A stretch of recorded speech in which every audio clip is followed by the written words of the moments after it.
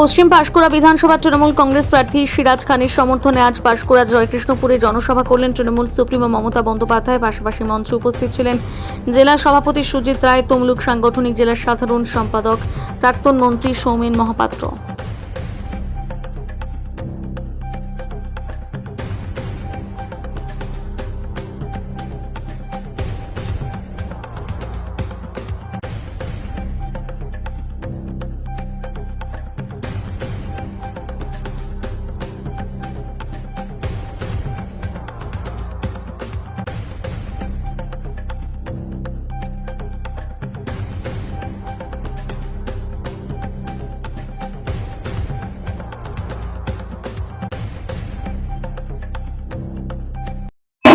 আশা VRP থেকে শুরু করে আমার সমস্ত শিক্ষক শিক্ষিকা, আমার সমস্ত নবীন প্রজন্ম, প্রবীণ প্রজন্ম, আমার ঘরের লক্ষ্মী সরস্বতী, টুডু হাসদা, লোধা সবর, বাউরি বাগদি, জাহানারা রসিনারা, সকলকে আমার শ্রদ্ধার্ঘ্য নিবেদন করছি।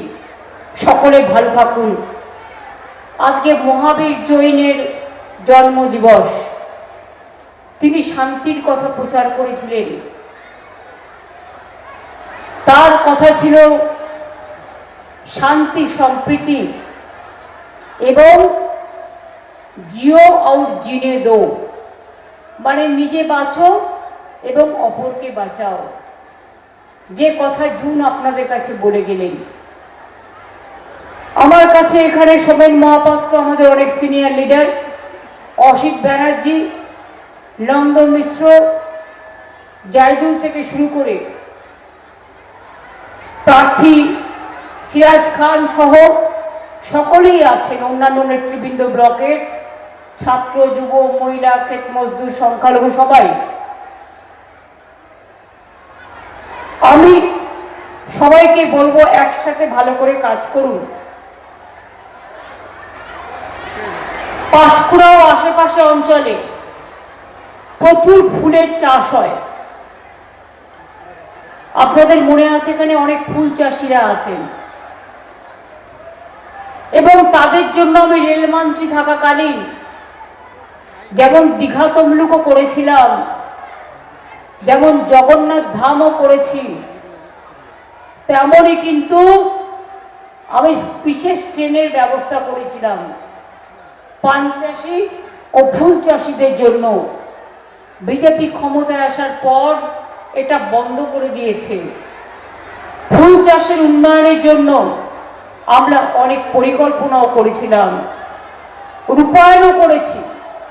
কোল্ড স্টোরেজ থেকে শুরু করে উন্নত মানের বীজ ও কৃষি যন্ত্রপাতি সরবরাহ, ফুল রপ্তানির জন্য ফুল বাছাই, প্যাকেজিং, পরিবহন ও অন্যান্য সহযোগিতা।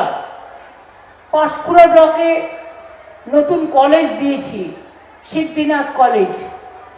আপনারা জানেন 3 কোটি টাকা খরচ করে এখানে ইন্টিগ্রেটেড ইংলিশ মিডিয়াম হস্টেল তৈরি হয়েছে।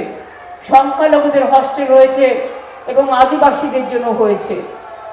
এখানে প্রচুর রাস্তাঘাট করা হয়েছে, প্রায় কয়েকশো কোটি টাকা খরচা করে। পানীয় জল পৌঁছানোর জন্য প্রায় 500 কোটি টাকার প্রকল্প এখানে নেওয়া হয়েছে এবং খরচ করা হয়েছে। আগামী দিন আরও হবে। আপনারা জানেন দীর্ঘদিন দিল্লির জমিদারদের কাছে আমরা আবেদন জানিয়েছি, দিল্লির জমিদারদের কাছে আবেদন জানিয়েছি যে ঘাটাল মাস্টার প্ল্যানটা করে দিন। প্রতি বছর মানুষ বন্যায় ভাসে। আমি তো প্রতিবার ছুটে আসি। আমার